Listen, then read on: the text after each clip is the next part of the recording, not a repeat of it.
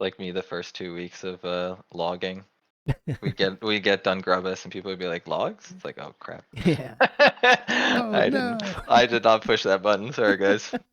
I'm carried by that DBM auto log and it wasn't updated for like the first 3 lockouts. Mhm. I've been thinking for my NA tune of raiding and everything with no add-ons. I'm gonna do the no add-on meta and see if it catches hold. If anybody's like, oh man, that looks a little bit tougher, I'm gonna try that. I would love a version of the game with no add-ons. I can't Yeah. not do add-ons personally because like I hate putting myself at a disadvantage, but I would really enjoy the game with no add-ons. Like I mean if you think about stuff like StarCraft and Dota and like these games where there's like no add-ons, you don't know what your enemy cooldowns are, you just kind of have to figure it out in your head. I find that a lot more interesting personally. Yeah, I wouldn't mind myself having to struggle more. It would be like I wouldn't want to grief the other people in the raid. That's where like my That's holdup fair. is. It's like I want to do it, but I got to get Well, approval from yeah. 9 or 19 other people. That's another reason why if it was like a server choice where no one had add-ons, then you wouldn't be griefing because everyone would have it. I think Yeah. I'd still want like a few stuff like party frames and raid frames and like maybe action bars. But like weak auras are just too powerful. Like they're just Oh yeah. so good. I was calling for no add-ons for SoD, and I knew it wasn't going to happen. But I was like, man, it'd be amazing if we had like a version of Classic where there was no add-ons, and that would be what makes the content difficult. Maybe fun. I did hardcore and I did my first character without add-ons, and I feel like you're more engaged with the world because you're just like I don't know. Sometimes, especially when I was playing Arena in TVC and Wrath, like you just feel like a monkey pushing buttons based on inputs. Like I have like cat noises going off and like things are flashing on my screen, and I'm basically just like pressing buttons based on sensory input Yeah. instead of actually feeling like I'm playing a video game. All right, so let's get into it here. We got Sure, sure. phase 2 has been live for 3 weeks, almost a month now. And Balanced Druid has gone through plenty of changes. We've had our rotation completely reworked. Every single target damage spell has had at least one change to it. So, how are you feeling about phase 2 so far? And let me introduce you really quick. This is the homie Innate, rank 1 all-star from phase 1, current rank 2, I think. It just depends on the day of the week. Usually you're up there in like rank 1. A couple of rank 1 parses as well for each boss in Gnomer right now. So, yeah, how are you feeling about phase 2, Innate? I've been enjoying phase 2. Like I know we're not maybe as high on the damage meters as we would hope for, but I'm enjoying like the new Eclipse. Like I think it's an interesting version of it. It would be maybe a bit more interesting if there's a bit more management of the stacks, because right now with the way Star Surge works, kind of just can ignore the stacks. But overall, I think they did like a really good job with Gnomer as a raid. I'm sure there's debate over it, but I think like the difficulty level that they found is pretty good. Like the mechanics are engaging, but it's not like too much, and it's not too long. So I've been enjoying the content. PvP as well has been interesting. I've had STVs where I had like a lot of fun, and I've had STVs where I had basically zero fun. Same. They're definitely still figuring it out. I think right now my biggest qualm is with the boss. Like I think it's a really neat idea, but right now it's basically just making everybody congregate in one place and it lags like crazy. And if you're playing any kind of melee class, like good luck. As soon as you go in, you're just dead. I think it would be a lot more interesting without the boss if everyone was just kind of like roaming around the zone fighting.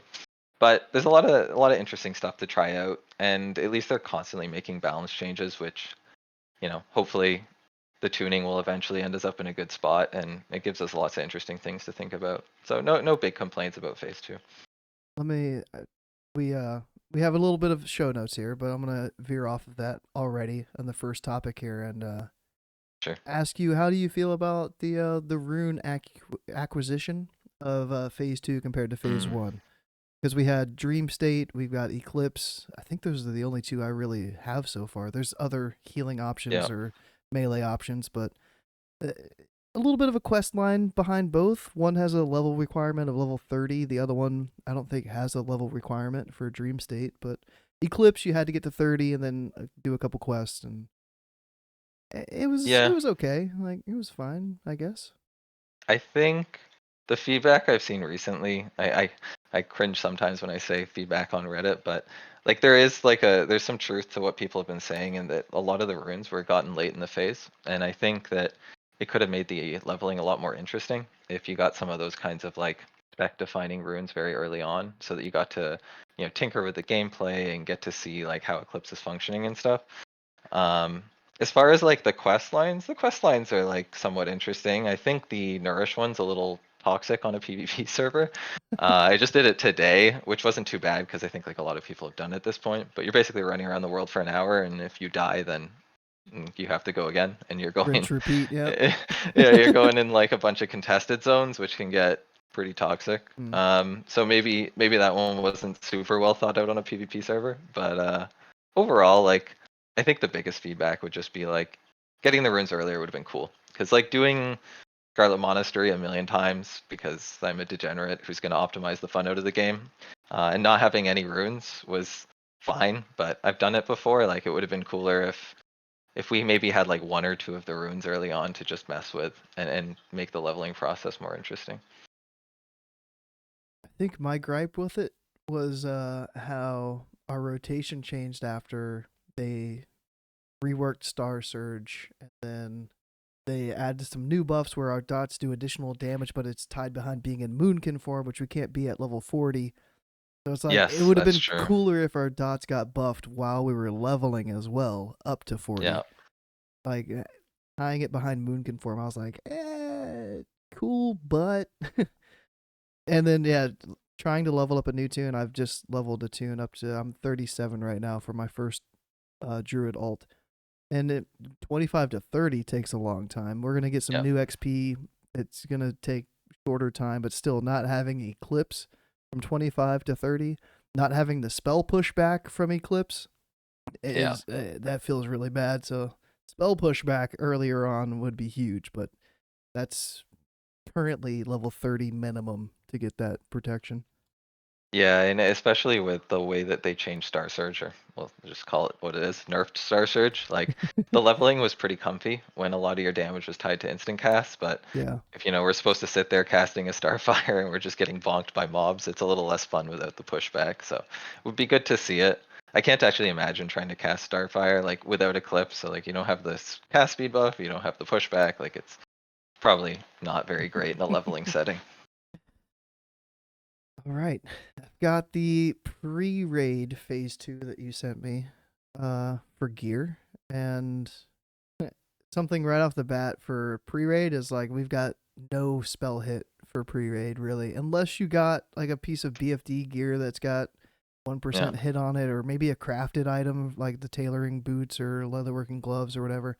But hit is a big issue of mine for phase 2 and the lack Yeah. thereof. So a lot of pieces here that are pretty easy to get, and some that are phase bis. But Yeah. how you feeling about the pre-raid stuff? Yeah, I think the free raid stuff is interesting in that like it's less BFD gear than I thought it would be. Yeah, So it's yeah. nice that they made some of those changes. I hope they do more changes next phase. Like I think it would be good, like healthy for the game if there was more things to grind in the 5-man dungeons or maybe through craftables that you could work on your pre-raid bis and upgrade your gear. But there's actually quite a few items that you can pick up along the way in terms of that. The lack of hit gear is unfortunate. Obviously, with the bis list that I'm putting together, I'm just trying to maximize expected damage, and most of the time, hit is kind of a little overstated. So like because it scales really well with level and with gear and with buffs, like it kind of eats into the stat budget, I think, because it's not like Wrath where it's like hit rating and it gets Hmm. worse as the level goes up. Like I think they're really cautious about putting strong hit and crit items in the game early on that just kind of never get replaced. But one hit alternative Excuse me. that people can use, kind of you hinted at with the crafted, is the leatherworking gloves are actually quite good. So if you're planning to swap to leatherworking for say like the leatherworking helm, which is going to be raid bis, then those are actually a decent item to pick up. Yeah, so we've got pieces from what BFD would be the neck, the dagger, or anything Yeah. else even? Oh, the trinket, definitely the the trinket, trinket, but that's yeah. also just bis, so you definitely want to hmm try to get your hands on that.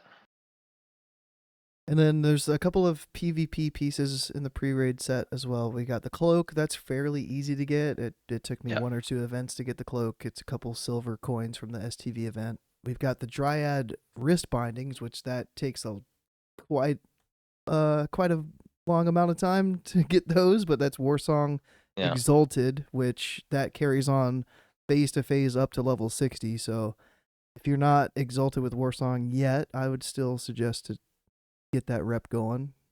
I've got the wrist bindings, and they're kind of equivalent with a hit piece from Gnomer, like bis wise. So it's like you don't really have to have them, but it's a good amount of spell power. I love spell power. And then the rings, Warsong as well, Advisor's rings, nice easy rings to get.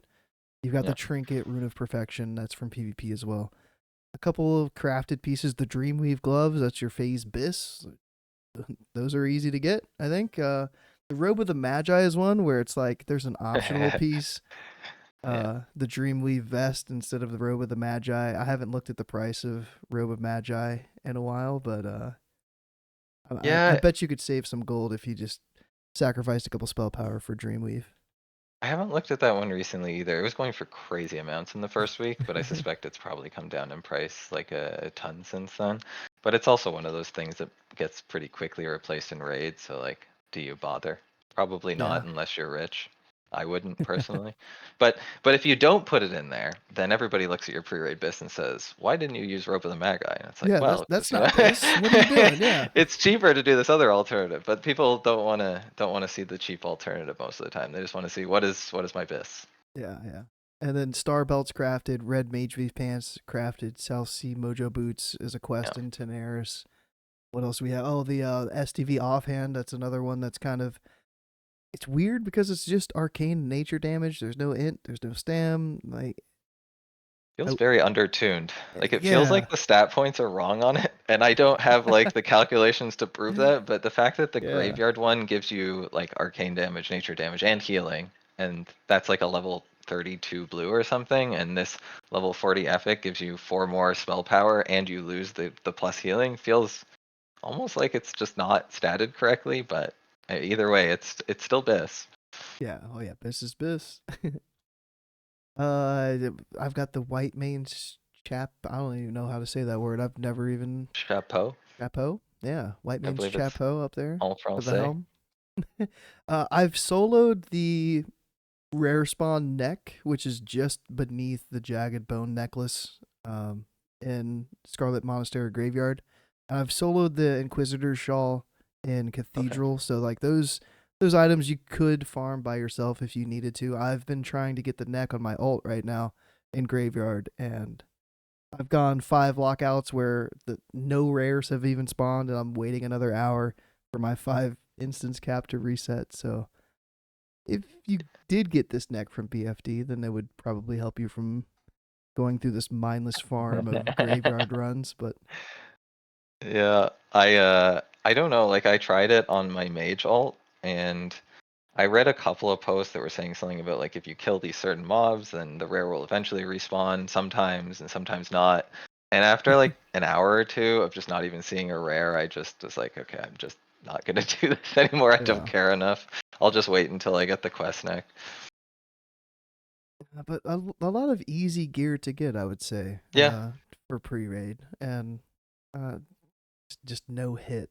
It feels so bad. yeah, yeah. The hit is in a rough spot for sure. Oops.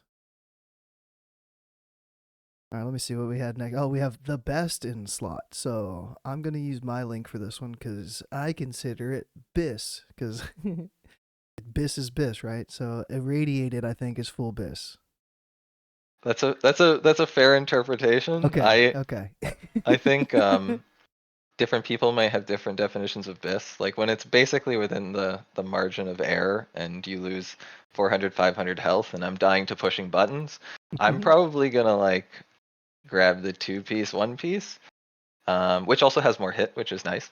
Mhm. But I respect the fact that this is the highest damage setup that you can really put together. Actually, the highest damage setup you can put together might be the hit bracers now. Okay. because they're actually like with the recent buffs, like the more our damage goes up, the more hit goes up in value, and like also because of the way the rotation works, if you miss a dot, it kind of gets out of sync with your rotation. Yeah. Especially once you start layering on stuff like PI, or if you're really lucky, Demo Pact from a Warlock, the hit just keeps going up and up in value. So it's probably going to outperform the Warsong Bracers very slightly in those situations. Hmm. I'm kind of glad that it is because I'm not sure how many people that are coming to the game in phase 2 or it's Yeah. their alt. Probably not going to be exalted with Uh, Warsong. So having a piece that's better for PVE for a PVE scenario is that's a win. Probably healthier for the Yeah, game. yeah, I would agree. I think like it's nice to have that kind of like, oh, I just immediately get pre-raid bis when I hit each level cap because I took the time to get exalted, but it's probably better for the game if there's at least something that's equivalent that's available. And your two piece option you were talking about is not going full irradiated. It's going what's the Right. other set called? Chest and legs insulated. Insulated. Yeah. So the leather pieces that you can turn in with the tier tokens, you get your Yeah. chest, you get your legs, and you get 1% extra hit.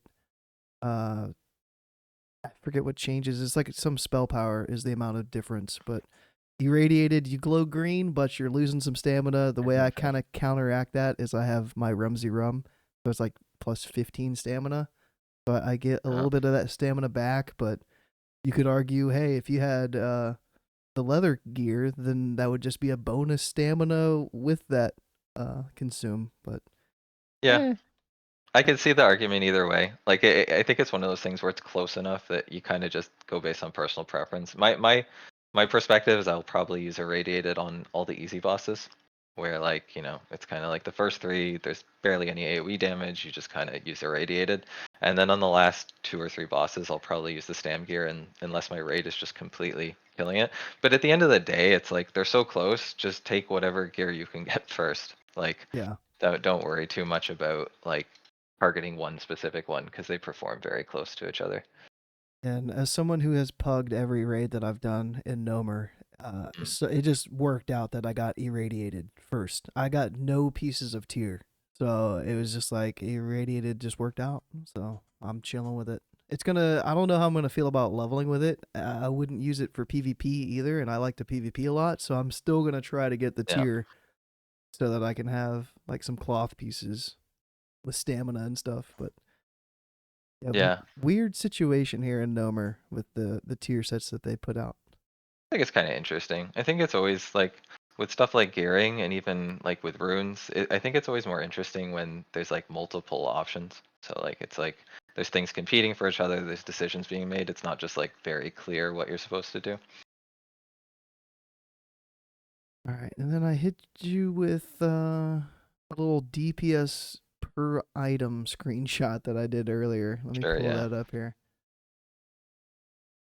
Uh, yeah, because I was interested myself in like what's the biggest upgrade from pre-raid to like our phase best in slot, and I used Yeah. gear that wasn't from BFD as the starting point.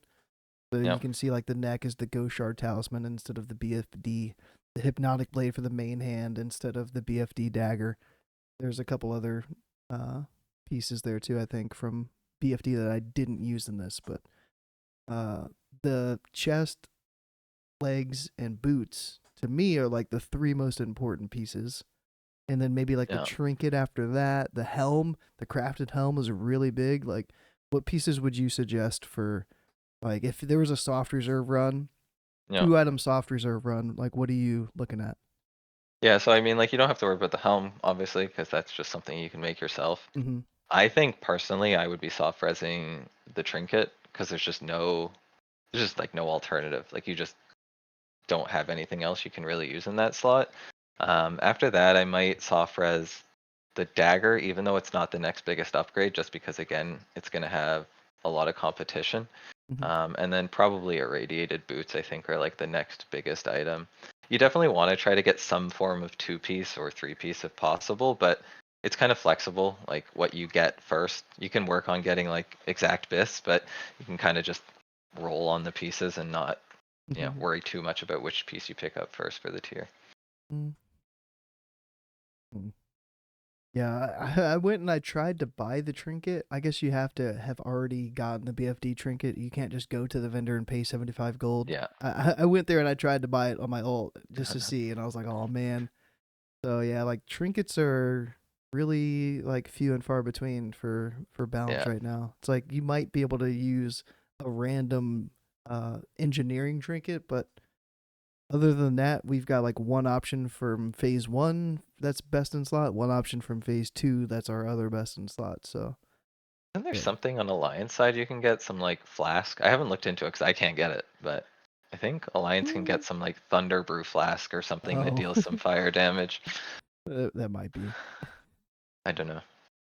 And then there was another set that I think I had here. Let me try to pull it up. It was like, oh, that was later on. Never mind. I'm getting ahead of myself. Some phase 3 pre-raid best in slot. We'll get there. So some of these items from Gnomer might carry on to phase 3. I'm sure they're going to add new items. This is just like a, Yeah. a, a Quick. look ahead of what could be. So we'll get there. Makes We'll sense. get there. Mm-hmm. All right, what do we have next here? Let me scroll back up. Bis, absolute bis, conservative bis. We talked about insulated chest and legs instead of fully radiated set. Gets you an extra hit and also doesn't reduce your stamina. Hit options. We've got the Yeah. bracers you mentioned instead of the Yeah. Warsong bracers. There's a pair of cloth bracers. I think it's cloth. Maybe it's leather. No, it's leather because I got them. Hmm. It's leather hit bracers. So like not that much competition on those. Yeah. No, they're definitely like the best hit piece you can get, like in terms of breaking away from this list that you have showing here. I think the next best hit piece actually might be the leatherworking gloves. So like the leatherworking gloves, like the Void Touch Gauntlets, the one with the 10% spell power active, actually sim better if it's under a minute fight. And like if you were to go up to a 2-minute fight, they would be like about like a 5 DPS loss. Of course, that's only if you have the active, and the active is like a 10-minute cooldown. But they're pretty decent. Yeah, those ones there. So like those ones are actually a decent hit option. I think the only other real like hit option is probably the staff, like Staff of Evil Genius, Oh but yeah, I've got that. it's Yeah. it's like 7 DPS below Bis, and if you care at all about melee weaving, which I'm sure we'll get to, it doesn't work with the staff. So I think probably if I really cared about hit cap, which to be honest I don't, because you can't get rid of that 1% miss anyway. So I just find it hard to care too much. Yeah. Like if I really wanted to hit cap, I'd use the wrists and the leatherworking gloves, I think. Hmm. Yeah, I'm kind of sad. I complain as much as I can about them having hit from consumes in phase 1 and a world buff and then not giving us anything for like a compensation for that going into phase 2. And a lot of other casters Yeah. have talents or Yeah. runes that give them hit cap and we've got nothing as balance. Yeah, indeed. All right, we got the biggest soft reserve talents. I don't think there's too much to discuss with talents. Maybe with some melee weaving. Mm. Let me pull up the talent calculator here. Yeah, so I think the only thing that constantly gets asked on talents is do I go 5 of 5 Imp Starfire or 5 of 5 Moon Fury? Yeah. From a sim perspective, 5 of 5 Imp Starfire sims better now that we're using it once every 6 seconds. The reason for that, which people always ask, like, why wouldn't 2% damage be better? Well, 2% damage would be better, but Moon Fury actually isn't 2% damage. The talent lies to you, it's base damage only. So all of your spell power coefficient just gets ignored by that talent. But yes, like at the end of the day, they're very close. I think it's probably like a 5 DPS difference. It's not something big, but the Imp Starfire is better. So I'm going through the talents here. I've got 5 out of 5 improve wrath, 5 out of 5 improve moonfire. I've got 2 Yeah. for nature's reach, and then you could argue for improved thorns or natural weapons at this point. I tried to use the sim. Yeah.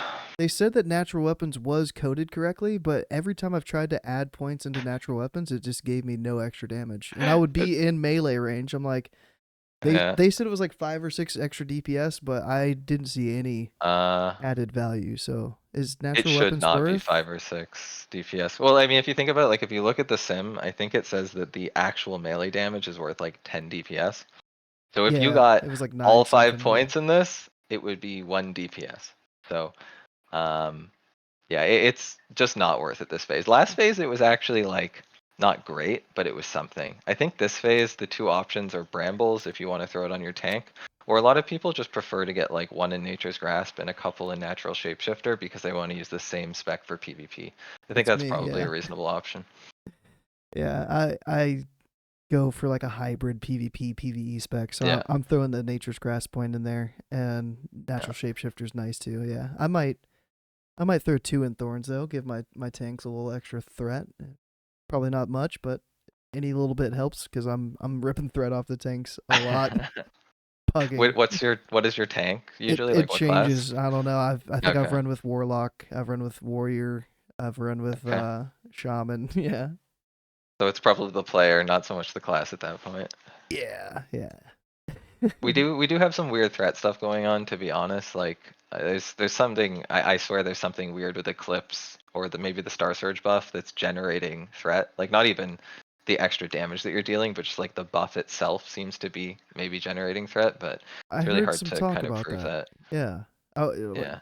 would details pick up on that threat? Do you think, or would that like just be? Uh It wouldn't does pick up details on have a that. threat meter? Like Yeah. Yeah.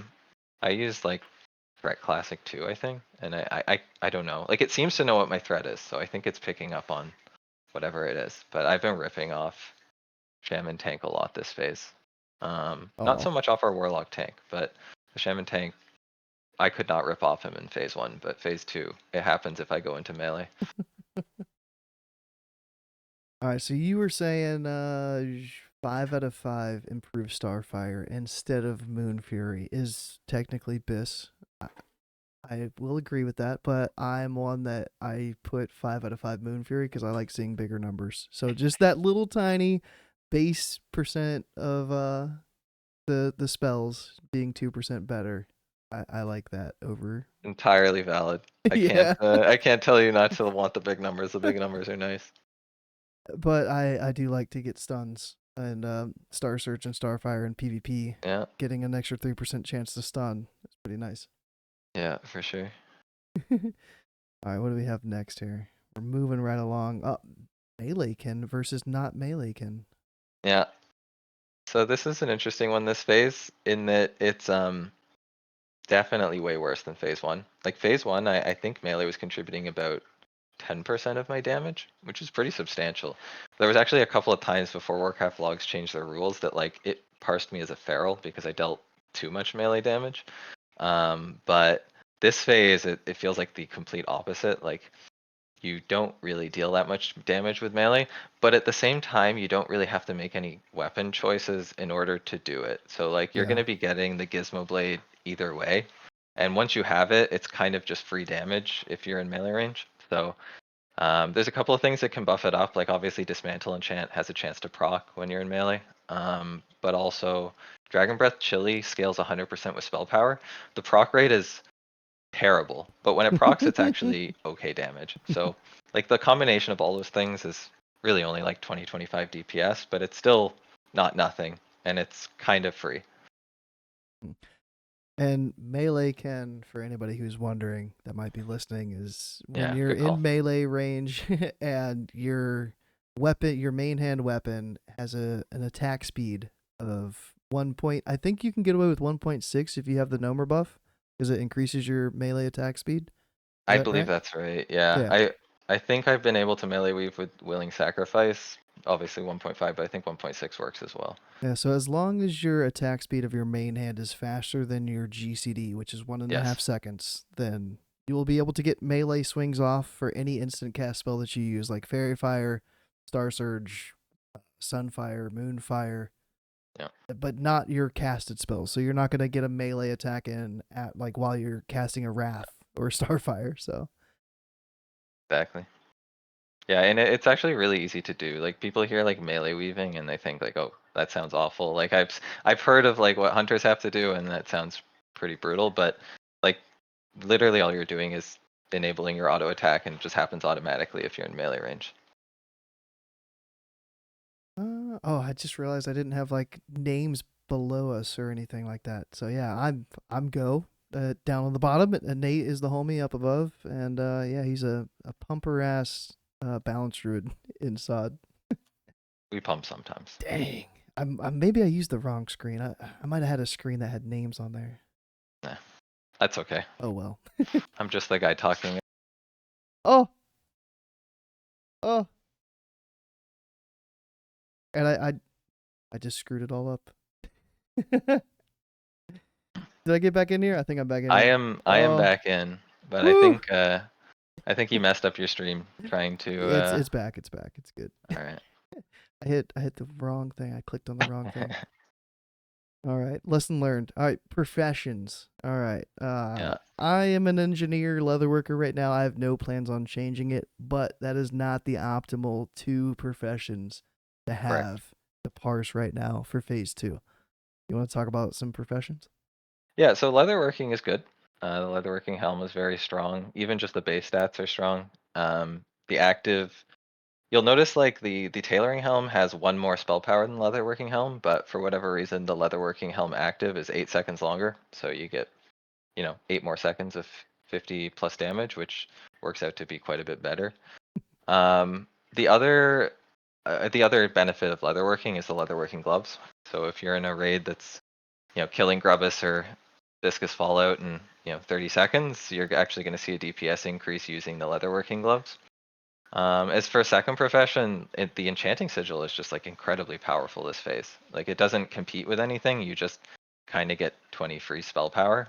So that is like the second profession that you'll see in any kind of BIS setup. It's tempting, but the whole like if you die and That it's part on is annoying. cooldown for 30 minutes, like I can't get past that. Yeah. Yeah, it's Like it, that part is kind of brutal for sure. I get really mad. I have a weak aura that pops up when I'm missing a raid consume, and I set it up for the sigil. But a lot of the times, like if the raid wipes, I just have this stupid sigil weak aura just screaming at me, just making me feel bad about not having the buff. I wonder what they're gonna do for the next phases because they hinted at like secondary professions like gathering professions, like skinning, mining, herbalism, possibly having buffs. Like I wonder later on down the line. I'm hoping that they go down the path that elemental leatherworking is at least one of the professions that we want to have Yeah, because that would I be cool. I think I mean the natural choice might be that they use like the TBC passive stat buff style thing. Like I don't know if they'll actually use those exact same stat buffs, but like you might just get some free crit for being a skinner, for instance. Yeah, yeah. I hope they change it from what they Me did with too, Wrath. actually. Yeah. I don't want to have like extra stamina for being a miner. Like, yeah. Yeah. Yeah, it would be cooler if there's something a bit more interesting. It feels like at this point, almost nobody goes gathering professions other than bots. I mean, I might be wrong, but it feels like the majority of the gatherers are bots, and it might be better for the game if there was a real incentive for real players to go those Mm. professions. All right. So you covered the epic gloves, epic boots. Did you cover the boots? Because the boots I have didn't talk reviews about them too. I too think, much. right? The Yeah, the but I cloth actually boots. miss those. I miss those tailoring boots. I used them a lot in PvP in phase one, like the little shield wall thing that you get from the what are they? Void touch something or other? Oh, Extra extra planar. planar. Yeah, spider Yeah. silk boots. Yeah. Yeah, I mean, if I was still tailoring, I would definitely use those a lot in PvP because it's really nice to have that 30% reduction when people pile on you. But doesn't really have any PvE use, to be honest. Well, Um, the threat reduction. We have no threat reduction, yeah, so that's true. But you're dealing less damage. yeah, I know. There's no spell power. Like, I hate no spell power gear right now. I think it has spell power, right? It has like 7 spell power. Is it? Oh yeah, it's mixed in there. Yes, I It's mean, actually but 7. surprisingly good. It's not even that far away from irradiated boots. Like I think irradiated are what, they're 11? Mm, 11, yeah, and 1% hit, yeah. So, I mean, they're not terrible. But you probably like I feel like if you don't care that much about min-maxing, being tailoring is completely fine. Like the helm is really good. Um, the active is obviously worse than leatherworking, but it's not that much worse. Yeah. All right. What do we have here? Rotation. I've gotten Mm, asked this so many times. I'm sure you've been pinged on the Balance Druid Discord so many times about the Yeah. rotation. It's funny. You might know the homie Wonder. Yeah. Yeah. So like, I was like the day that the news got dropped about the changes for the dots. I went live that night and I was like theory crafting the rotation, and I came up with one, and it was like Star Surge, both dots, Starfire, Star Surge, Starfire, double Wrath. And then Yeah. Wonder came in and he was like, no, that's not right. You're going to want to split up your dots. You're going to want to have Star Surge, Sunfire, Starfire, Wrath, and then Star Surge, uh, Moonfire, Starfire, Wrath. And he was like, that's what Innate, that's what everybody's agreeing on. And I was like, okay, I can see that. That makes sense. I like that. And then he came back in the other day and he was like, so your rotation that you came up with is probably better. And I was like, no. I switched and I agreed with you guys. Like we can't go back and forth. No. Yeah, at the end of the day, it turns out it doesn't really matter. Like if you Yeah. look at how the sim damage works out, there's like these very small optimizations you can do that in practice just like 1 or 2 DPS that don't matter. So the thinking on splitting it up was that you'd kind of make use of your Nature's Grace procs a bit better, because rather than having like one casted spell in your first, Star Surge cooldown and then 3 casted spells in your second, you would have kind of 2 and 2, and that would let you use up Nature's Grace procs that were getting procced on your Star Surge, your Moonfire, your Sunfire. But in reality, like what happens is you lose some Moonfire uptime and you have slightly better Nature's Grace usage, and you just end up basically back in the exact same place. Yeah, because Wrath gets the benefit from Nature's Grace too, so it's not like it matters you Starfiring or Wrathing, Yeah, like no, it's first more either. it's more so that like if you apply both the dots in the first cycle, you might have like 2 back-to-back crits, and Mm-hmm. you kind of like waste one of your Nature's Grace procs in Oh that yeah, sense. yeah. But it turns out that doesn't really matter because the dot uptime just offsets that. So the main takeaways would be you Star Surge on cooldown still, Yes. and you want to at least cast one Starfire after Star Surging before the next Star Surge. Yep. You want to have uptime on both dots, and Yep. then Wrath is at like kind Just of filler. Wrath is just your little filler, if you can stay Exactly. stationary. Yeah.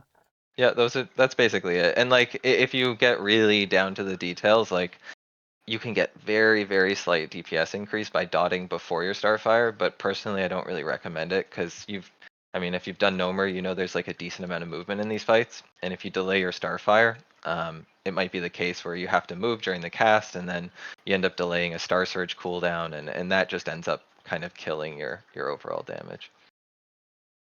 And that's why I agreed with like the one dot like per Star Surge, because there wasn't Yeah, an instance where it was a Starfire in double Wrath, which is 4.5 seconds of standing still. yeah, The other rotation where you're dotting once between each Star Surge is only like 3 seconds of having to stand still. So it's kind of like a fight to fight kind of thing.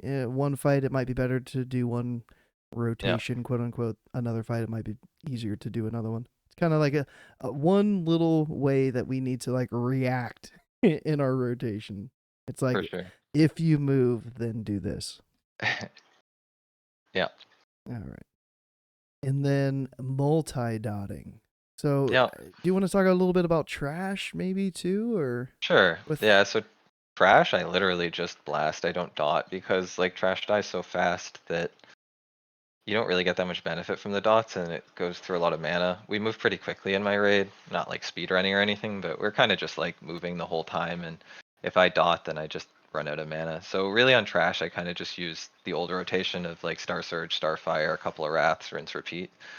Um, Obviously it's different on bosses. So when are you casting Hurricane? I know there's a lot of bigger pulls, if you want to call it bigger pulls, on the way to Crowd Pummeler. Uh, That's is there a? funny. It's a 1 minute cooldown, so you can't use it that many times. But yeah, how often and when would you use Hurricane? Funny you asked that, because like but when somebody asked me when do you use Hurricane, I just said don't, because like it's just there's Oh, just there's just really nowhere in Gnomer that it's good. So in order for Hurricane to be a DPS increase over your single target rotation, you need like 6 or 7 mobs. And if you've used Hurricane, you know that like if one of those little wrench throwers hits you, it ruins your Hurricane. And like if any of them run out, you're not dealing damage to them. If any of them die, your mob count is reduced. So you really just don't get any damage increase, and you just chew through a bunch of mana for no reason. So I could be wrong, but I don't even know if I cast Hurricane like at all for an yeah. entire raid. I I'm looking at your last one. I don't see a single cast. I I see cast a Hearthstone. Hearthstone. Yeah, yeah. I Yeah, see. somebody pulled the bottom tunnel, so we were Oh like, no. okay, see you guys.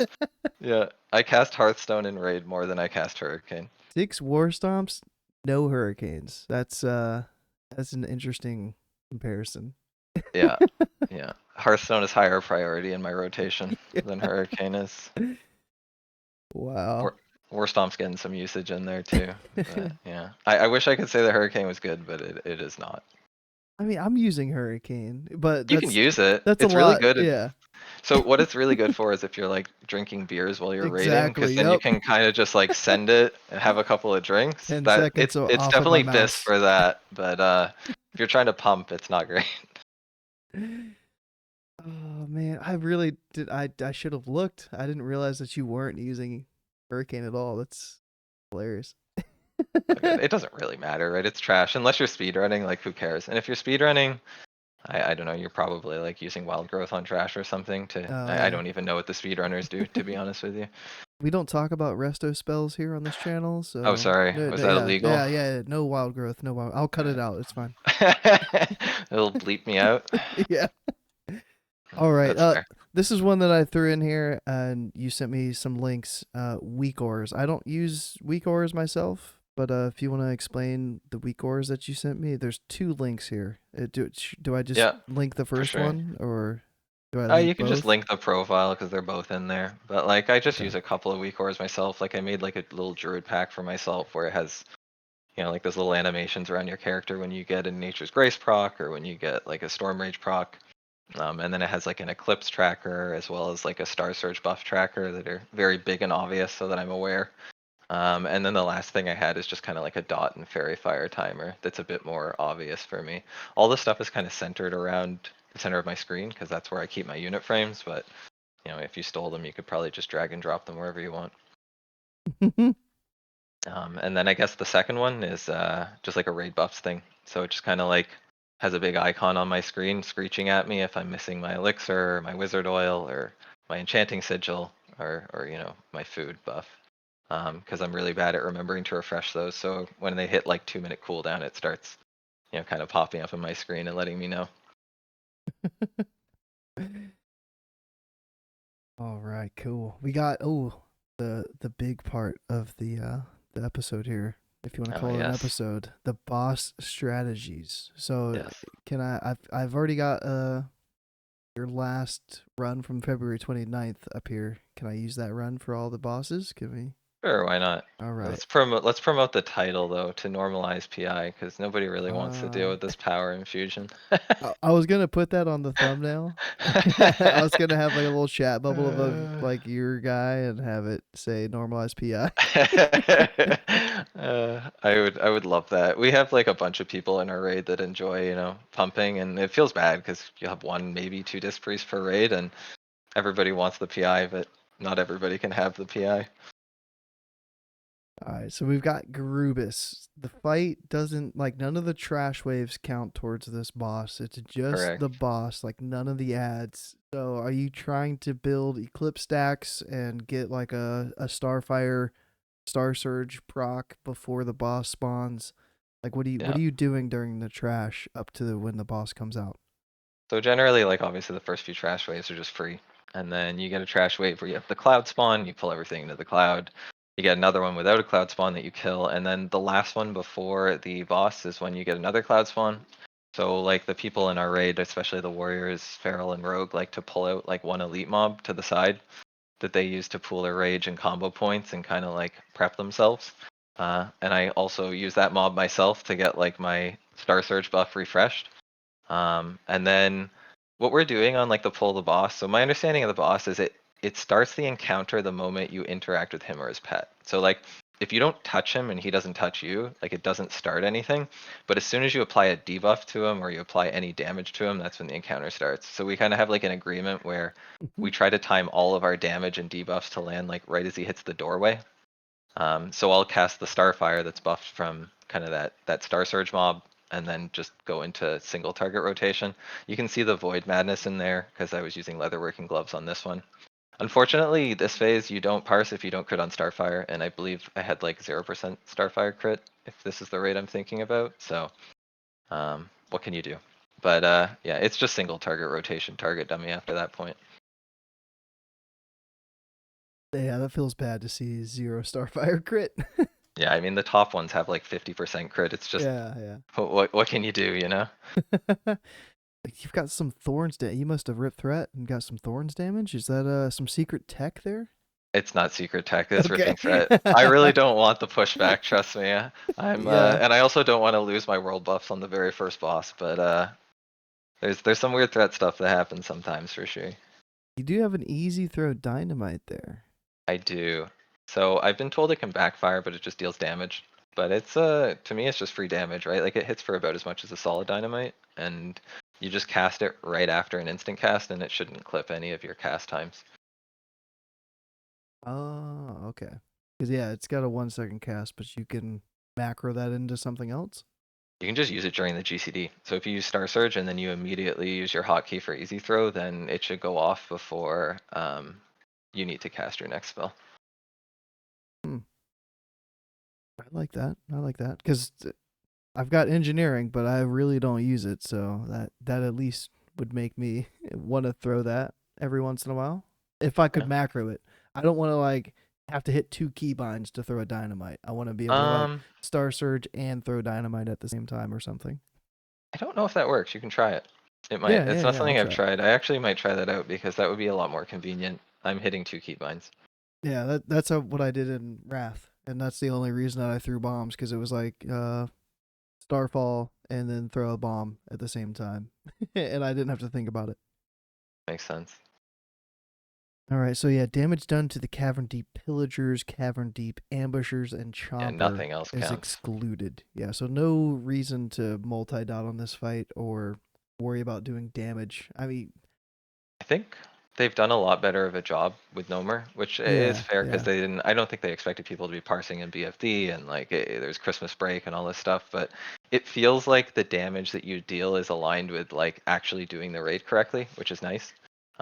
There's obviously still things that punish you, which we'll get to, but in general, like I'm glad they're excluding like the little basilisk damage because it was really stupid on Lady Stavros or whatever it was, where you're like multi-dotting the elite for no reason because Yeah. otherwise you can't compete with the other people that are multi-dotting the elite. It felt so bad to do that, but I did Yeah, it. it was At really least one stupid. run, yeah.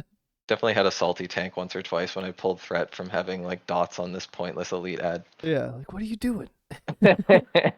It's like, you rip threat, you're tanking it. It's like, but no, you taunt. Yeah, pretty much. I mean, looking at the amount of cast for this fight, because it is so short already, it's a 34-second fight for you. Like, there's not even that many GCDs to There's go through there. It's like 2 Sunfires, a Sunfire at the end just to get that extra, like, initial damage from the Sunfire, I imagine. yeah, it's just like you know that the Yeah. boss is gonna die before your cast time plus travel, so you just Mm-hmm. get something in, but it's not. It's just like a small min max. All right, so Grubbis, pretty fast fight, pretty easy fight. Yeah, it's basically a target dummy. You can, I guess, precast. So if you're precasting, you said that you were precasting with your Starfire, Star Surge buffed Exactly. Starfire. Okay. Yeah. All right. So Fallout, an even faster fight for this run that you had, 1 second faster. Fallout. I think the ads count for this one. Let me see. So No, I don't think they do. they do, but they don't. So the first ads count, like the little ooze guys count. But if you let them transform into the elementals, they do Okay. not count. And that again is like consistent with how the fight should operate. Like you should kill the oozes, not just like let them transform so there's a bigger health pool that you can pad on.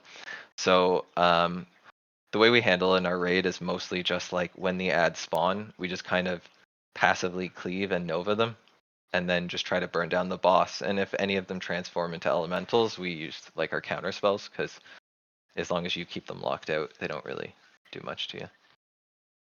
Yeah, because I'm seeing 0 damage from you. I'm not trying to call you out, but I'm going to call you out because you didn't have to do any damage to those ads at all. It's actually kind of grief in our raid to hit them with the strategy we have, because That's you'll end fair. up Yeah. breaking the Nova, and then if you break the Nova, then they will turn into the big elemental. Whereas with our damage, if we just kind of leave them in a Nova and snare them, then we can kill the boss before their damage matters. I wonder. I think my Fallout fights have been like at least twice as long. I think I've gone through like 2 ad phases. It's been Yeah. rough.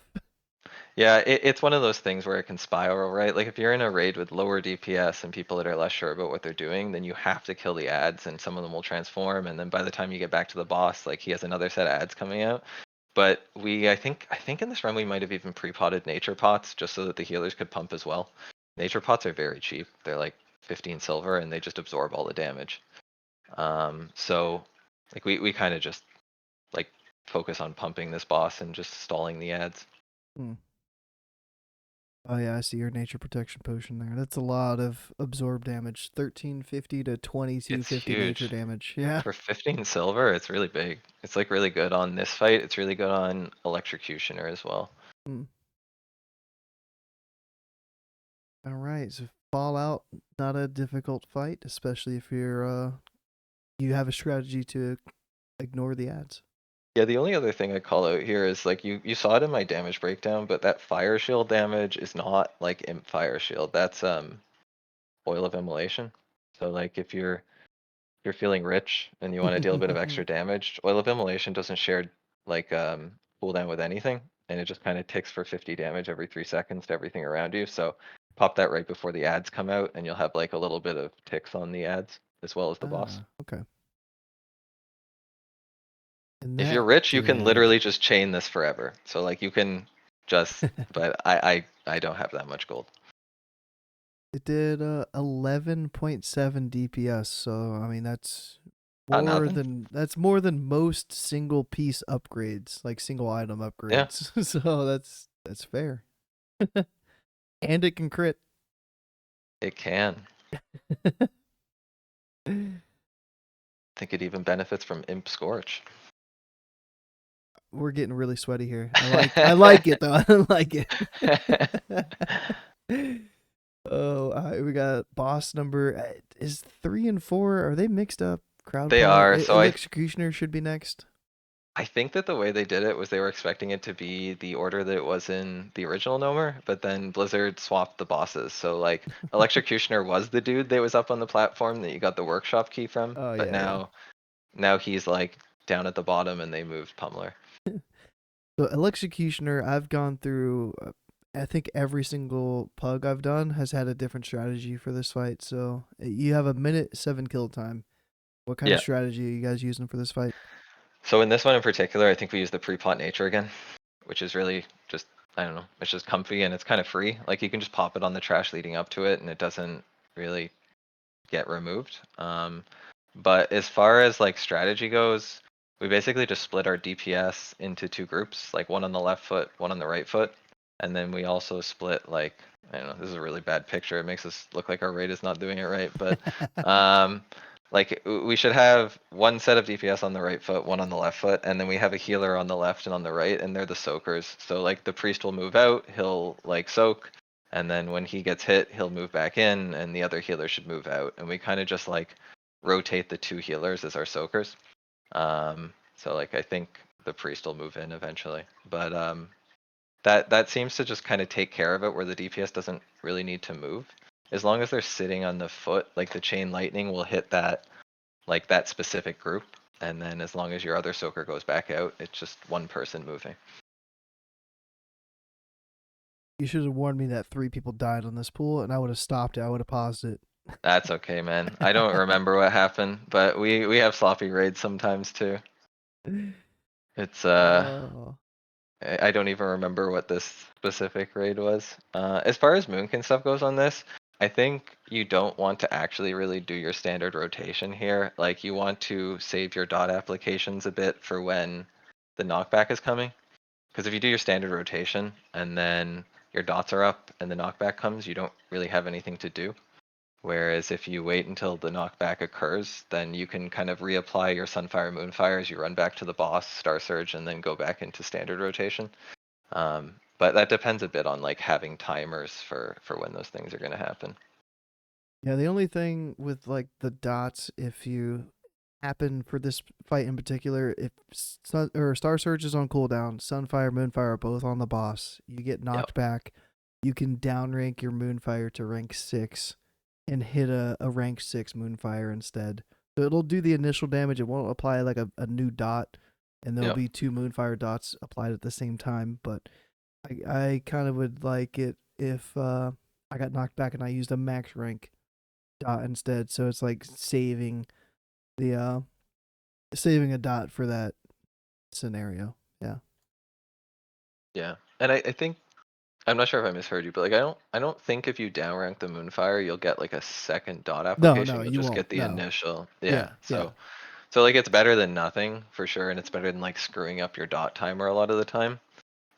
But it's definitely not ideal. Like you don't really want the initial damage is so low on these spells because the coefficient's Yeah. so bad that it's kind of like a last resort.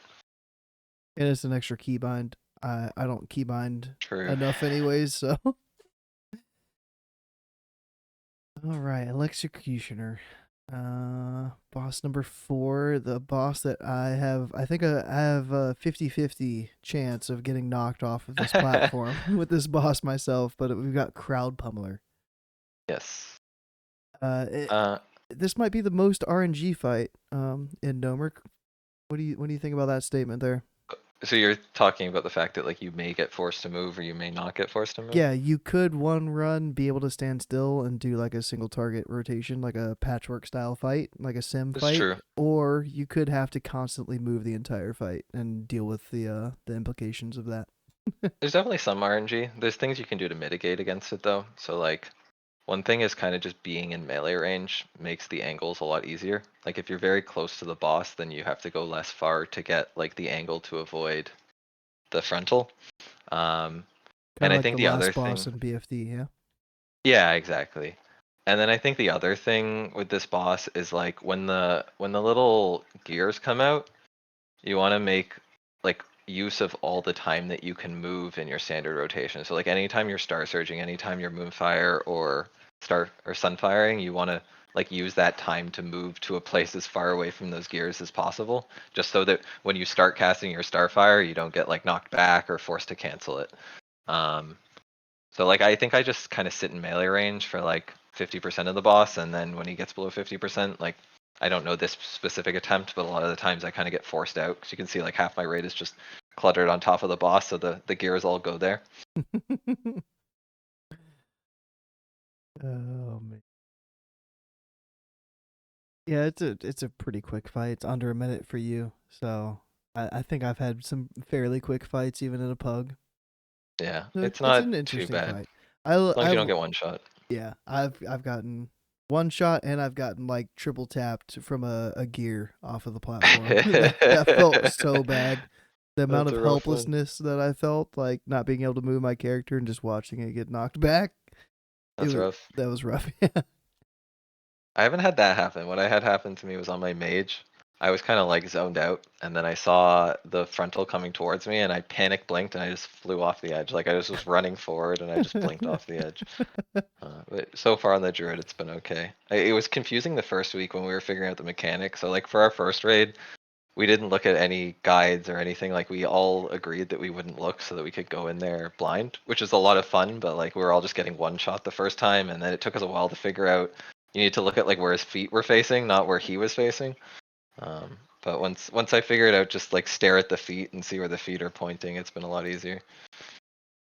I went into the raid blind as well, my first run, but I did it as a pug. I don't Yeah, suggest that's a going. different Yeah, experience. yeah. You should probably look things up uh, if you're going into a pug group. That is a very different experience for sure. People were mad at me in the last fight. Let's just leave it at that. Yeah. I'm looking at Mechanical Menagerie. This, I think, is the biggest fight change rotation wise with our Yeah. new buffs that went live this week, with multi-dotting in particular. But looks like you carried your entire raid. I'm gonna give you some props there. Like top damage, top DPS for this fight. We did a bit of pumping in here. Apparently I did some healing too. I don't know what that was. Maybe a panic like Oh, healing touch on the a tank. I'm fat not sure. finger. Yeah, for sure it was a fat finger. Yeah. Well, it's always better for me to heal the tank so that he doesn't die so I don't have to B-res. You know, that's like Yeah, just yeah. saving pastime in the long run. But I can't remember. It might have been a protection potion as well. Um this fight is interesting because so like if we're just talking like a pure theoretical perspective, the highest damage you can deal is just 4 target multi-dot. So you just never cast Star Surge, you never cast Starfire, and you literally just put both dots tab, and you just that works out exactly so that like by the time you've applied the last dot on the 4th target, you have to start refreshing on the first one. Yeah. But that's not really realistic on this fight if you are trying to respect mechanics and you have like a normal raid team. Like you need to be pumping damage into the sheep and sometimes the dragon in order for your raid to be successful. So I think the kind of happy middle ground on this is like a 2 target dot plus just like doing your Star Surge and Starfire on cooldown into the highest priority target. So we try to burn down the sheep first as ranged, get it to use the thorns, and then oftentimes we'll kind of drag the dragon onto the sheep after that and get the dragon to 75% because then he'll apply the damage buff to the sheep. Um, I can't remember if we did it on this specific attempt. Sometimes I gotta be honest, like sometimes our raids just turn into like a mess where we're just trying to live and figure it out. But um, high level, I think you just want to do as much multi-dotting as you can while still using Star Surge and Starfire on cooldown into the highest priority target, whatever that is for your raid. Probably the sheep, maybe the dragon. Somehow I got a 99 on this fight, like the second reset or something, and I'm like, okay, I've got that number on my page. Like I'm good for this fight. But yeah, it's gone through some changes. I don't know if I'll ever 99 this fight again, especially pugging. But It's probably tough because I think like a large component of 99ing this fight eventually, if not already, I don't really know, is going to be kind of abusing that dragon debuff. So like at 75%, 50, and 25%, the dragon's going to apply like a 25% damage amp to him and all his allies. But it also applies like a fire aura. So like you can't really do it in pugs or even like, you know, guild raids that might not have strong healers because there's just too much damage. But you know that the top parses are going to have like that damage buff up on basically everything for a lot of the fight with some of the kill times. yeah, I hadn't even heard of that until a day or two ago. I saw you were talking about it in the Druid Discord, and I was like, wait, there's a damage like debuff that goes on the mobs. They're gonna take more damage at some point. Like, This is my favorite fight. I think they did a really good job with this fight. Like each unit has like some really cool unique abilities and like it's very weird from like a tanking situation exactly what you're supposed to do and like there's a need for both ranged and melee DPS because like you need some interrupts on the squirrel that's trying to interrupt everyone. Like I think they did a really good job with this fight. This is my favorite fight in there. I was looking at the DPS difference the other day after your run on Yeah. the 29th, and I was like, you increased your DPS like 100 and what is And that? that's without 20, PI. 127 DPS. Like, Yeah. that's insane. Like that's a big jump. It's mostly just execution. Like it's partially the Yeah, dot buff for yeah, sure. yeah. But like that one on the 21st, I think I had PI, and the one on the 20 whatever I didn't. But like if you get to kind of pre-dot the targets that are gonna get the dragon 25% debuff, um, and like you also have this new 50% buff on those dots, it's actually a lot of damage. Like when they're all just ticking at the same time.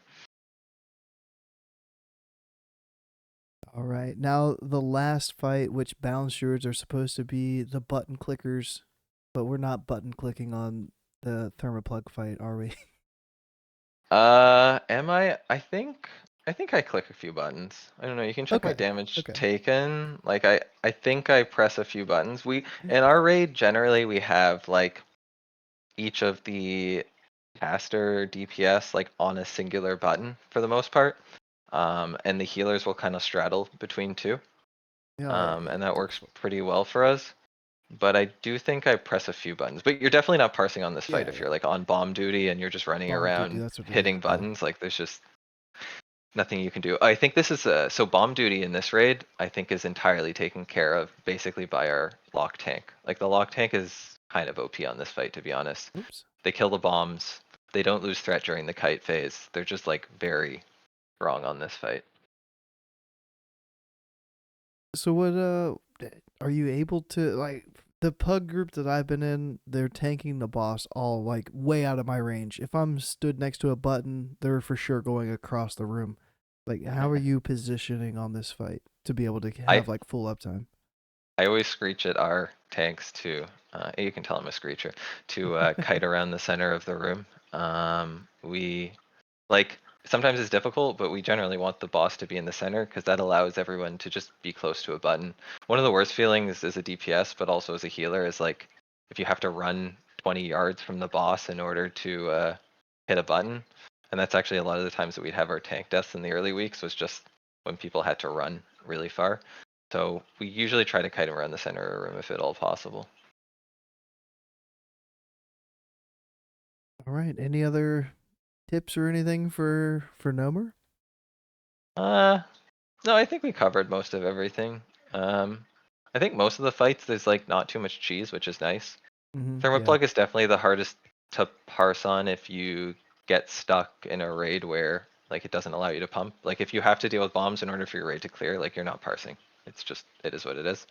Um, the rest of the fights, like they're pretty well tuned in terms of like what things count for damage, what don't, and like if you're doing the mechanics correctly, you're gonna pump a lot more than if you're not. So I think overall it's pretty good. It's mainly just Thermaplugg that it's kind of like you're screwed if you're stuck on bomb duty.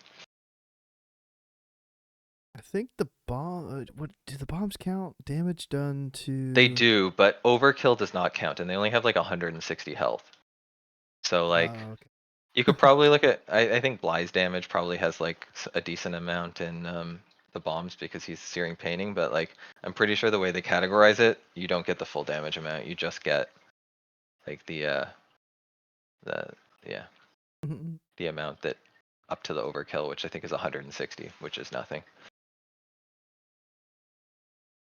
So it's kind of like that TOGC fight in Wrath where there was a damage cap for how much you did to the ads. Kind of like that, Kind of, but it's an overkill, but a so it's little like, yeah, different. yeah. Yeah, because like you can't even like do. It's not even like you can just like at least on a Nubarak, you could do a whole bunch of damage like efficiently and then just stop. I mean, if you were griefing your raid, or you could kind of like time it out such that you would reach the cap about the time when you wanted to ignore the ads. But with this, it's like there's just like no damage to be dealt on them, but you really have to kill them. Otherwise, you're just gonna wipe. You're just gonna have explosions all over the ground. All right, this was something that you I sent to you as a note, and you said that you hadn't looked into yet. Have you looked into it at all? It's the Phase 3 pre-raid gear. I took a peek, but honestly, I haven't taken like a close look at it. That's fair. So it's Yeah. interesting. So you can get Aquamentus. That's going to be a hard one, I think, right? That's like the Uh, level 56 elite Nunguro or I something. I remember doing that. I think it was like a quest line or something. And yeah, Yeah, in it's the Lincoln Ungoro. Sword, I believe. But So that's a good one for sure. it's a little bit better than our PvP offhand. It's 20 spell power, which is healing and damage I instead thought you of weren't allowed to say healing. 16. I'll edit it out. I'll bleep it. But I remember doing it once. I don't remember when I got the offhand, but I got it at least once. So I feel like since I've done it before, it'll be like riding a bike. I'll hop back on. I'll do the quest chain. I Yeah. might need a couple people to do it though. Yeah, you'll need some help, but there will probably be other there. I bet like every caster is probably going to want this, and Yeah. people might want like just to do the quest for fun because I think that's the one you get like Lincoln's Boomerang, and it's like the thing you can toss at people in the trinket slot. So yeah, I don't. As long as you do it earlier, probably it'd be pretty easy to find a group that wants to clear this. But the Gnomer dagger is gonna carry on. Probably the set pieces irradiated, or if you're using insulated, that might Yeah. carry on. So you want to prio certain items based on what might be relevant for phase 3. The Trinket, a miniaturized combustion chamber, could carry on. Yeah, And the last one is like the crafted helm and the neck. yeah, But that makes sense. a lot of pieces from like Black Fathom Deeps. So, or Blackrock Depths, sorry. The Banthox Sash, I remember farming that. That's I think from the arena, and you have to get a Yes, certain boss, but it's hit, so probably gonna need some hit. Let me see how much hit this set has. Only 2% hit. Yikes. it'll be interesting to see if they add more. I really hope they add more dungeon gear, or not really like add more, but like kind of update the existing stuff maybe a bit more Yeah. aggressively than they did this phase. I think like it would be great if there was comparables to the Gnomer Pre-bis for people to get and care about. And then for the rings, there was a BOE Band of the Unicorn that I put on here, but Yep. that's gonna be expensive, and it's one spell power over the Advisor's Ring that you can get for level 48. So you can It'll get Warsong Honored, or you can probably spend like 250 gold minimum for this BOE. it'll be interesting to see if it's that expensive. So like I agree it'll probably be expensive since it'll be on a bunch of previous lists, but it drops from like lower level mobs. Like a lot of the things that are really expensive are things that drop from like mobs that are above the level cap. Whereas I think like at level 43, it probably drops from like high 40s types mobs. And I remember like buying this thing for like 2 or 3G on hardcore. Like it wasn't going for too much. I think it might drop in that Naga cave that a lot of people use to level in where is that? Is it Feralus? It's Off the coast. yeah, so like there's Yeah. this like dreaded Naga cave that anybody who has done rested XP knows about because the uh the rested XP guide just like keeps you in Naga cave purgatory for like 4 levels. And I think Wow. it might drop from the mobs there, but I'm not 100% sure on that one. Okay, okay. I like that a couple pieces are from dungeons though. Like Yeah, I'm kind same. of looking forward to going back into let me get it right this time. BRD. Yeah, But assuming that one's open. I guess we don't yeah, technically yeah. know what the raid is yet. It I could think be BRD. Yeah, it could be.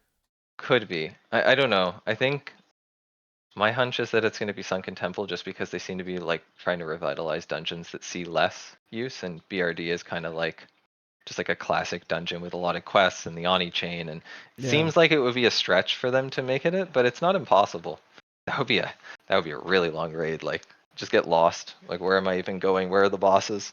And then like do they allow BRD but they close off half of the dungeon because it's higher level and they don't want people to pre-farm for level 60? Maybe I don't know what they're going to do. reform your Hand of Justice. I can't remember what level Oh Hand of yeah. Justice is. I think it's above 50 though. Probably. I feel like that's probably yeah, higher level. Yeah. But a couple of early pieces like Kinetica Mist, Sprite Caster Cape, I think those are from like the first little area. So Yeah. Eye of Orgrimmar, I don't remember where that's from. That's probably a Think quest. so like I think I know the Alliance version was like Seal of Ironforge or something, and that's the like Save the Princess quest from what I Yeah, recall. yeah. Oh, so that's So like I'm the end of the dungeon. That's like, yeah, that one's ooh, gonna be hard, man. Like ooh. that it that that boss hits really hard even on like a same level tank. Like I remember the guy at the end of VRD just like one-shotting, and the Save the Princess is kind of annoying because you have to leave her alive. You can kind of kite her and cheese it a bit, but I could just see going into that place with a level 50 tank and that level 57 dwarf with Wind Fury and Iron Thor just like putting you in the ground. Doing the whole room where you had to find the two torches under leveled.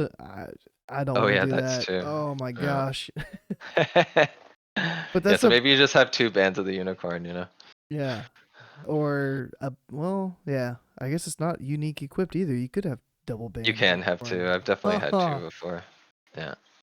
Or a band and advisor's ring, maybe. Yeah. All right, we've got some fun stuff to talk about now. We've gone over the Sure. serious stuff. Now it's time to open up the discussion to some Some phase 3 rune wish list, whatever you want to call it. Like, what do you want to see rune wise in phase 3? Okay, so since you left it open-ended, that's good because I wanted to hijack this topic for like. First, I'll start with like the runes that would be nice to see, but I also want to hijack a bit for like updates to the existing runes because I really feel like Okay. the existing runes could use some help, and maybe the talents. But as far as like rune wish list, I don't know. Like I don't have like super strong Goes to regards preferences. to class. I do not really want to see Gale Winds. Like I think that it's kind of a terrible rune that I just don't want. Can I stop you Um, really quick? Just yeah, real quick. Gale winds would be nice if it allowed the ticks of hurricane to crit, which would apply dream state. I think that would be I really cool. or if they make it not channeled, like you just cast it on a Uh, location and there's just a hurricane there and it just happens. yeah, Because then it yeah. has like some interesting elements in terms of like you can multi-dot while you're doing it and you can like leave it on a boss and maybe it's a single target increase. But like the current version of it to me doesn't seem very appealing. I would much rather see something like Starfall, like in that spot. If they like we want some AoE damage, maybe Starfall's a good one. Uh, Um, what range would you want on Starfall? Because you could glyph it in Wrath and reduce the range. Or if you didn't reduce the range, it was 42 yard range? It was I think that big might be a range. bit much for classic. Like I think like 25, 30 is a bit more like reasonable Okay. in like a classic setting. I won't claim to have like super strong preferences on it. You kind of need play testing to see what it felt like, but I just feel like Gale Winds is gonna be awful if that's what we get. It's just gonna be like a pretty useless rune that doesn't feel very good to press. At least it's in its current incarnation. I think the other thing I'd like to see is just like a new rune that is not like some rehashed thing from future expansions. So like one of the things that I'd kind of thought about being interesting would be maybe something that wasn't like so spec specific. So like right now all our runes are kind of like this is the balance rune and this is the resto rune and this is the feral rune. Like and I think it Mhm. would be very interesting if they had something that was maybe like a cooldown that would boost whatever form you were in. So like if you're in Moonkin form, you get extra spell damage. If you're in Cat form, you get extra attack power. And like kind of like a 30-second cooldown on a three or like a 30-second duration 3-minute cooldown type thing. It feels like right now we don't have too much in terms of like, oh, this is the time that I deal damage, or this is the time like we need that extra boost. You kind of just are dealing the same damage for an entire fight. And I think it would be really cool if they had a rune that had multi specs and could maybe be like competing with other runes and something you think about using on certain fights. So that would be kind of like my wish list for runes. And I put this in there. I didn't really think of runes that I would want to see myself. Dot critting or dot duration increases, I think would be kind of cool. I don't care how they do it. If it's like Yeah, your Moonfire and Sunfire dots last 3 extra seconds per Starfire that you cast or something like that. yeah. Just something like that would be okay. But I'm fully on board with us having like a DPS cooldown to use because in Classic we had nothing. Yeah. There was just absolutely nothing for us to use. And Well, that's. Oh, go ahead. Sorry. a leaflet, now I'm thinking about it, like if we can add leaflets into this conversation, we got a couple leaflets in phase Mm. 2 and they're okay. They're mostly resto. I can categorize them as that, and we don't talk about resto stuff. So uh Barkskin I think has the GCD, so if we could get like a leaflet that removes the Barkskin GCD in phase 3 when we can get it, I think it's 44, level 44 we get Barkskin. But Maybe usable while stunned, like in or later usable while expansion. stunned. Yeah, usable while stunned Yeah. and off the GCD. Just put that in a leaflet. I wouldn't want that as a rune. That'd be Yeah. uh Um. Yeah, I agree. runes. I really feel like since it's been data mined before SoD even came out that we're gonna get some version of Gale Winds. I hope it's not what we have already seen to be data mined. It needs to be Yeah. changed, buffed better than what it is right now. The spell is so bad that even with the plus 100%, it's still kind of Yeah. bad. Yeah. Um. I think so. Like you kind of segued into something else I wanted to talk about in terms of like existing runes. So I think one of the most underwhelming runes, as Horde at least, is Dream State. So like it sounds like Yeah. a really cool rune, but then you just have an enhancement shaman in every raid now, and basically you don't really care that much about your mana bar. So Dream State is essentially a dead rune on Horde. I think that would be a perfect rune for them to update and add in that dot extension. So like if you want to keep it in like the theme of Dream State, and I think themes and just general like immersion are still important. You could make it so that like anytime you crit on a spell, you have your dots elongated. Um, but like I think that Dream State could use some help because I understand why they added it. Like they didn't want Horde to have this kind of imbalance, to have a permanent 20% nature debuff and ally has no equivalent. But for Horde Druids, that rune is essentially doing nothing. It's giving us a little bit of MP5, like the smallest amount. Yeah, and Yeah. we're getting way more mana from like Shamanistic Rage and all the other raid debuffs anyways. So it's like Yeah. 50% of our mana regen while casting is that really worth a rune slot? Yeah. And I know a lot of people will argue, I won't. I'm going to say the WG word, wild growth. People argue is better to have on your glove slot than Sunfire even after the buff, just for that just in case Emergency scenario. button. Yeah, that Yeah. hey, the raid is taking a lot of damage, or maybe the healer is or the healer died, Yeah. for us to have wild growth as the option instead of Sunfire. So it's like there's Dream State that's kind of there's Sunfire that's got some questions for a Yeah. rune slot. So it's like we've got 3 primary runes right now out of 5, and it's like You keep segueing into things I want to talk about. Like I think that I'm doing it Sunfire on they should purpose. I got consider you. I think they should consider cleaving on Sunfire. Like maybe it just hits 2 additional targets, and then like there's an actual reason to press that button in a lot more circumstances. My thing with the whole like cleaving thing with like an instant cast spell is as long as it doesn't break crowd control, then I'm down for it. But it's like if I Sunfire in a PvP scenario, let's say I'm in STV or just somewhere out in the open world, somebody has a sheep on a target, I don't want to break their sheep just because I hit Sunfire on the target that I'm trying to kill. So That's fair. as long as the devs could code it to where it's smart, quote unquote, and it's not going to break CC, then I'm all for cleaving dots. I'm gonna be honest, in STV, I've never seen a sheep last for more than 1 second. That There's was a just a really million people bad mosh pitting. scenario. Yeah. But I should have I picked do somewhere understand what else. you're saying. Yeah, I Okay. do understand what you mean. I wanted to say like arena, but there's no arenas, and I was like, "What do I go to next? Yeah, STV." STV. Yeah, all those Yeah, sheep. Just everybody's just ignoring that little priest and a sheep. The 20 yeah. person mosh pits, just avoiding them. What do you mean mages aren't casting sheeps? Come on. That's funny. Uh, one more. Sorry, one Go more for it. on existing runes. I kind of hate the current iteration of Star Surge, if I'm gonna be blunt. Like, I don't Painful. mind the fact that it buffs Starfire. I hate that it's a 6 second cooldown. Like, I really think that it should be something more like a bit more instant damage, like revert some of the nerf, make it 12 seconds, make it give us 2 charges of Starfire, because I kind of hate that it feels like you're in this constant state of like every 6 seconds I have to press this button. Like I can't sit here chain casting, I can't think about like doing something interesting. I just have to constantly press this button every 6 seconds. And I think it would be way more interesting if it was just like, okay, it deals a bit more damage. It's not as oppressive because it's 12 instead of 6 seconds. We're not changing the amount of Starfire damage because you get 2 charges instead of one. But now you can actually like cast things more often instead of just being in this state of I have to press Starfire, I have to press Star Surge.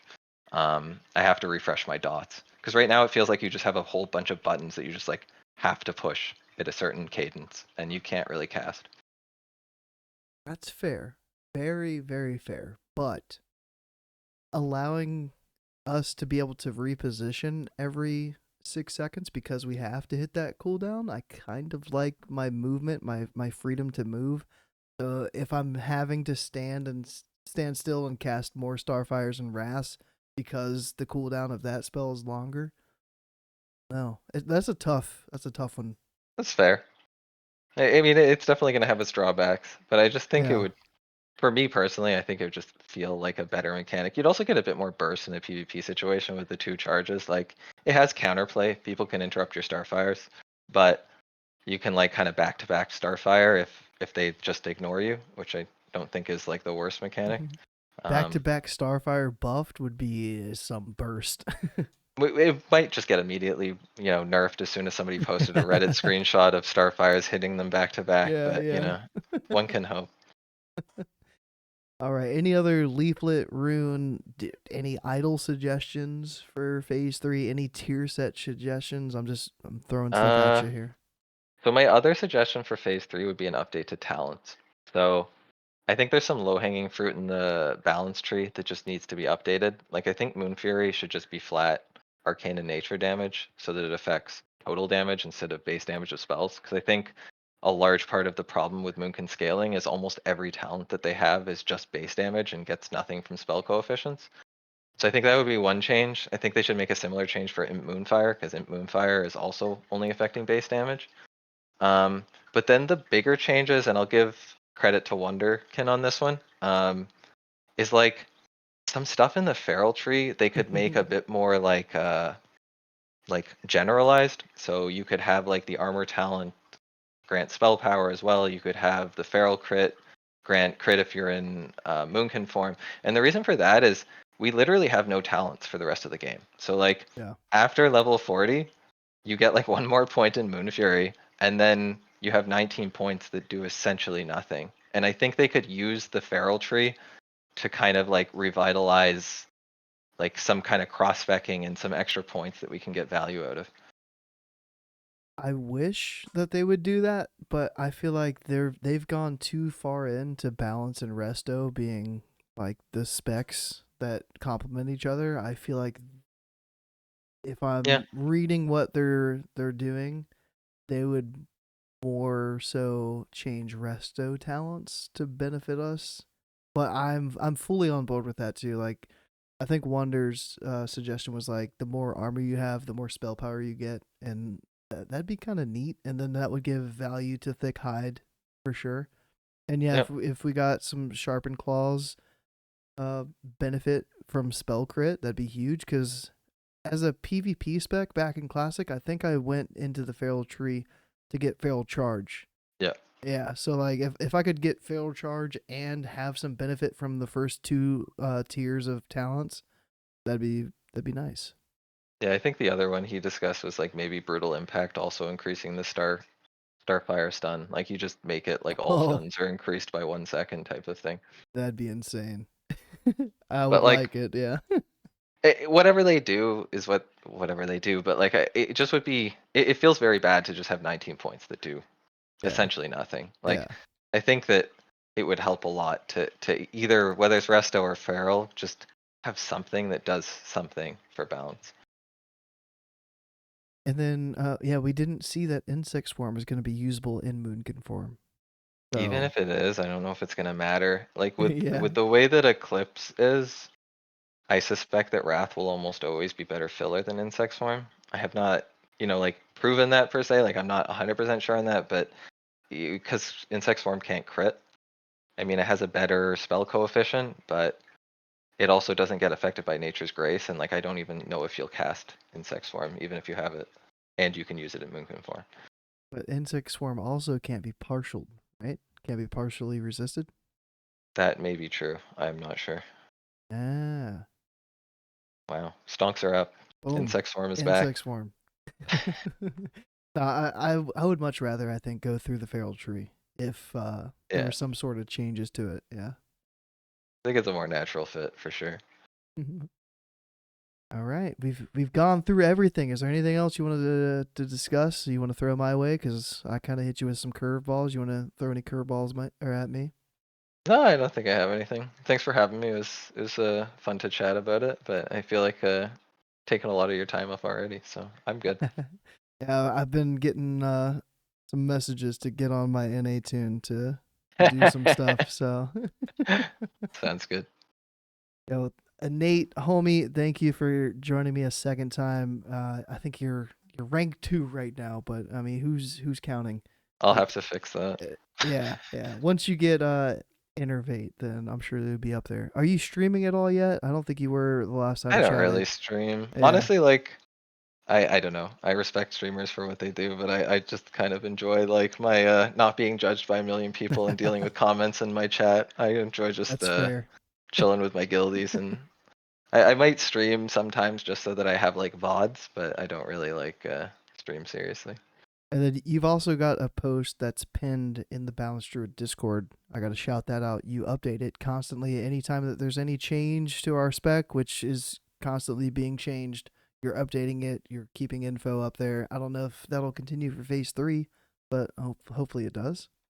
It will continue as long as I don't mind doing it. So far it's Yeah. been fine. And people in the channel are actually really good about kind of like jumping in when people have questions, and like maybe I'm getting like pinged because they're quoting my post or something. But I don't mind doing it at all right now. It's kind of cool to give back because like obviously you never really think about it, but like I've done like 3 expansions and I've gone into discords and looked at what the pins are and looked at the sims people have come up with and really contributed nothing. So since I have the knowledge, I don't mind helping out. I kind of just got bored during phase 1 when there was a lot of downtime for somebody who plays the game a lot, and so I spent a lot of time theory crafting. Any what's the word? Do you plan on playing Kata Classic? Let me It's a just good put it that question. way. I don't have anything against Kata. I enjoy raiding, and I enjoy like, you know, like seeing new content. I actually quit in original, like after original Wrath, so I never actually played Kata. But I don't think I would play Kata unless I had like a group of friends that I wanted to play with. Like if I had 10 other people or 9 other people that wanted to do the 10 mans, I think I'd definitely hop into it. But I'm probably not gonna like be hyped enough about it to level solo and just kind of do the pug experience. Yeah, that's fair. The most I can see myself doing in Kata is doing like a 10 player raid. I don't see like a 25. I'm over it. Yeah. If I can find 9 other homies and do some Kata raids, that'd be cool. I think.